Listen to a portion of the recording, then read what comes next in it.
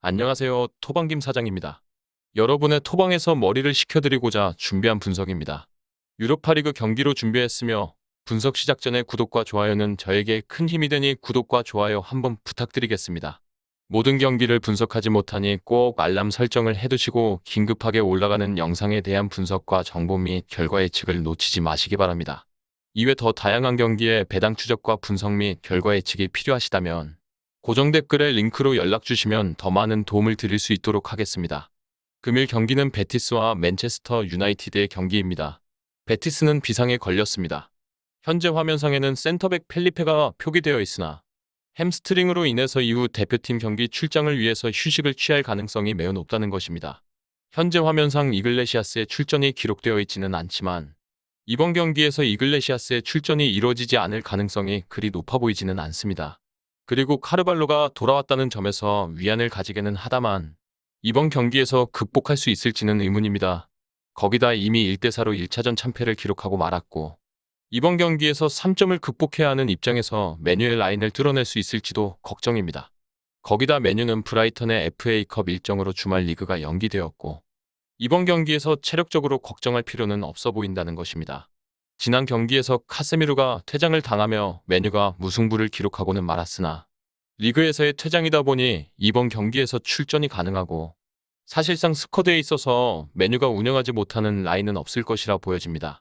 오히려 가르나초의 발목이 문제시되고 있는 것은 산초에게 더 안정적으로 기회가 갈 수 있을 것이라는 점에서 개인적으로는 긍정적입니다.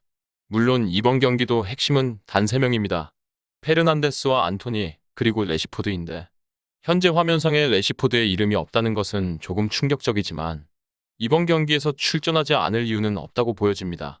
혹여 출전하지 않게 된다면 안토니의 왼발에 기대를 걸어봐야 하는데 그 기회를 얼마나 가져갈 수 있을지에 대해 평가를 하자면 그나마 앞서 언급드린 바와 같이 수비 라인이 약해져 있는 베티스의 상황을 고려했을 때 긍정적이라고도 보여지기도 합니다.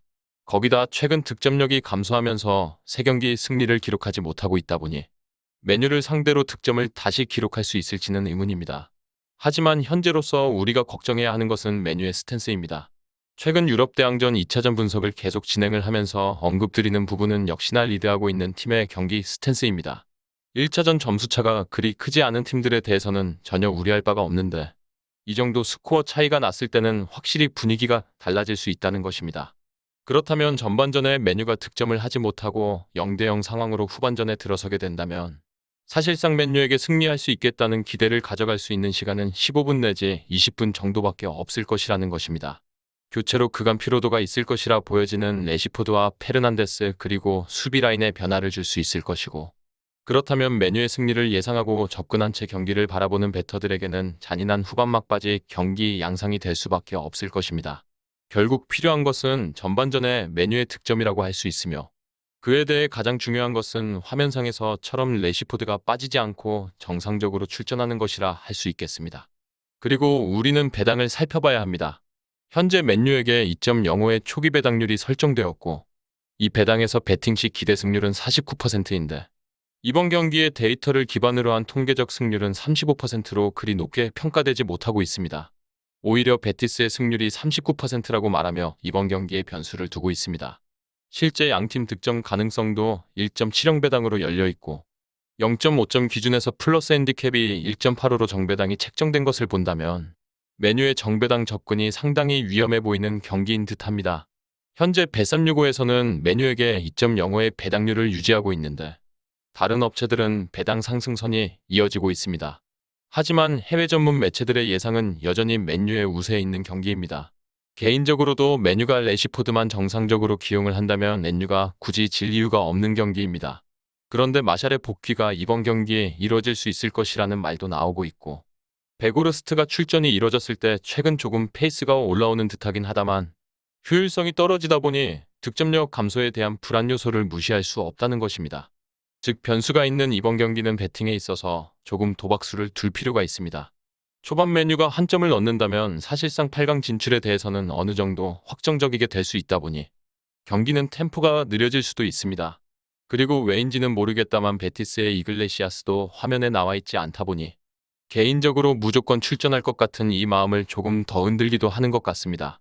다만 이들이 정상적으로 모두 출전을 하게 된다면 이번 경기도 전반부터 조금 더 공격적으로 서로 경기를 준비해왔을 가능성이 높아질 것이라 판단되고 2.5점 기준에서의 오버로 접근을 가져가는 것이 더 좋은 선택지가 될 것이라 판단됩니다.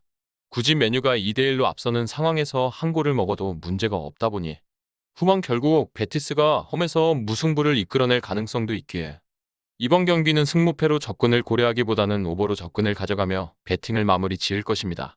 정확한 배당 변동에 따른 실시간 추적과 최종 예측은 배팅 마감 직전까지 이루어져야 합니다. 위 부분을 참고하는 배팅이 아닌 더 근시적인 결과는 배당률 흐름의 변화 및 경기 시작 전 결장자 정보에 따라 변동될 수 있습니다. 함께 배팅으로 더 효율적인 승률을 만들고자 만들어낸 채널입니다. 모든 경기를 영상에 담아내기에 한계가 있습니다. 이외 다른 경기들의 정보와 결과 예측 및 더 많은 도움이 필요하시다면 분석방으로 언제든지 연락주세요. 최선을 다해 보이겠습니다.